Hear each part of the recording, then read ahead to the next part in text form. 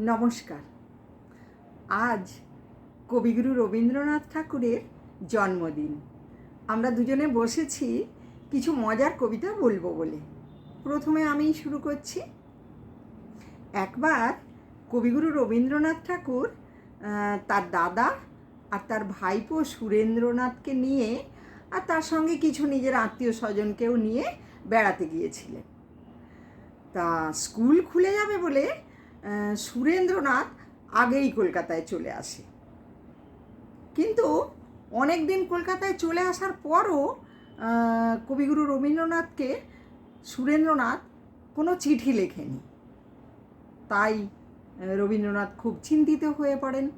চিন্তিত হয়ে তিনি একটি চিঠি লিখেছিলেন ভাইপোকে।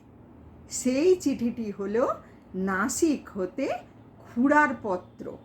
তাই এই চিঠিটাই মানে কবিতা হিসেবে আমি এখন বলবো। নাসিক হতে খুড়ার পত্র। कोलकाता में चला गयो रे সুরেন বাবু মেরা। সুরেন বাবু আসল বাবু, সকল বাবু को सेरा। खूड़ा सबको काय को नहीं, पुतिया भेजो बच्चा। महीना भर कुछ खबर मिलो ना, ये तो नहीं अच्छा। टपल टपल कहाँ टपल रे, कपल हमारा मंदो।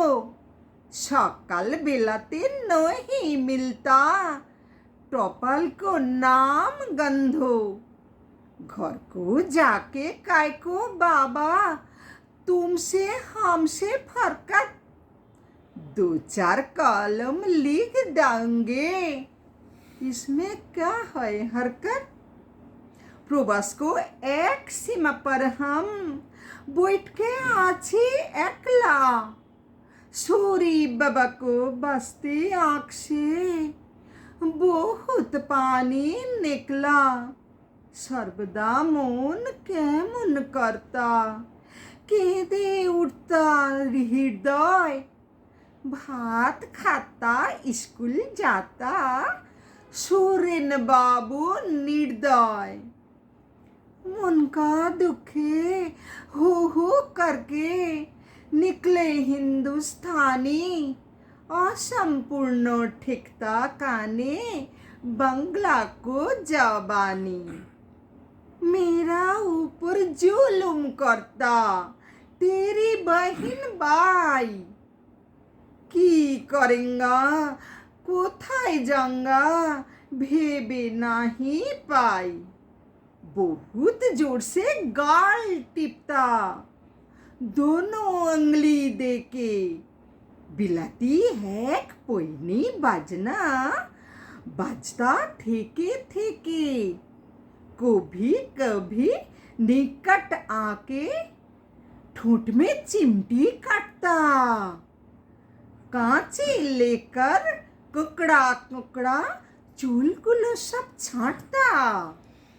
जज साहिब कुछ बोलता नहीं, रोखा कुर्बे केटा। कहाँ गयो रे जज साहिब का बेटा। गाड़ी चढ़ के लाठिन पड़ के तुम तो जाता स्किल। ठोटे नाके चिमटी खाके हमरा बहुत मुश्किल।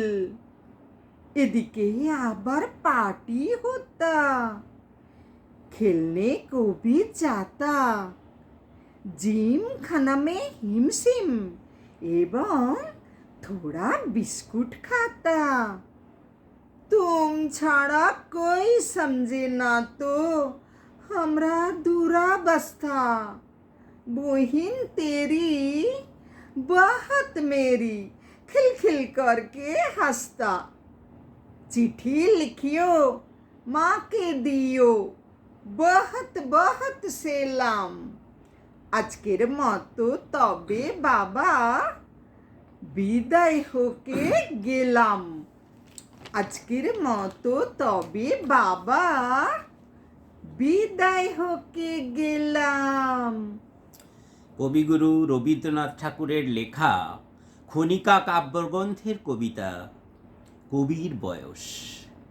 ওরে কবি, সন্ধ্যা হয়ে এলো, কেশে তোমার ধরেছে যে পাক, বসে বসে ঊর্ধ্বপানে চেয়ে শুনতেছ কি পরকালের ডাক?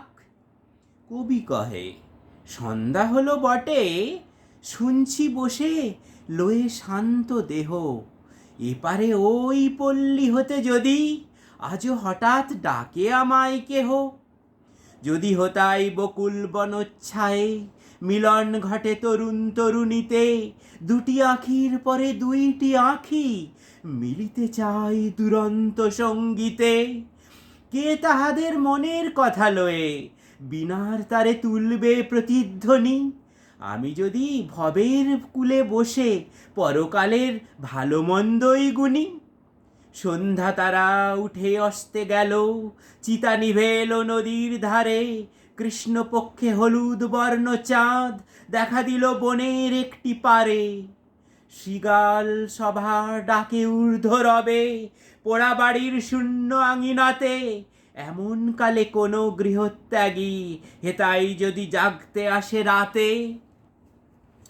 জোড় হস্তে ঊর্ধ্বে তুলি মাথা, চেয়ে দেখো সপ্ত ঋষির পানে, প্রাণীর কুলে আঘাত করে ধীরে সুপ্তি সাগর শব্দবিহীন গানে। ত্রিভুবনের গোপন কথাখানি কে জাগিয়ে তুলবে তাহার মনে? আমি যদি আমার মুক্তি নিয়ে যুক্তি করি আপন গৃহকোণে। কেশে আমার পাক ধরেছে বটে, তাহার পানে নজর এত কেন? পাড়ায় যত ছেলে এবং বুড়ো সবার আমি এক বয়সী যেন। ওষ্ঠে কারো সরল সাদা হাসি, কারো হাসি আখির কোণে কোণে, কারো অশ্রু উছলে পড়ে যায়, কারো অশ্রু শুকায় মনে মনে। কেউ বা থাকে ঘরের কোণে দোহে, জগৎ মাঝে কেউ বা হাঁকায় রথ, কেউ বা মরে একলা ঘরের কোণে শোকে, অজনারণ্যে কেউ বা হারায় পথ। সবাই মরে করেন ডাকাডাকি, কখন শুনি পরকালের ডাক? সবার আমি সমান বয়সী যে, চুলে আমার যতই ধরুক পাক। নমস্কার।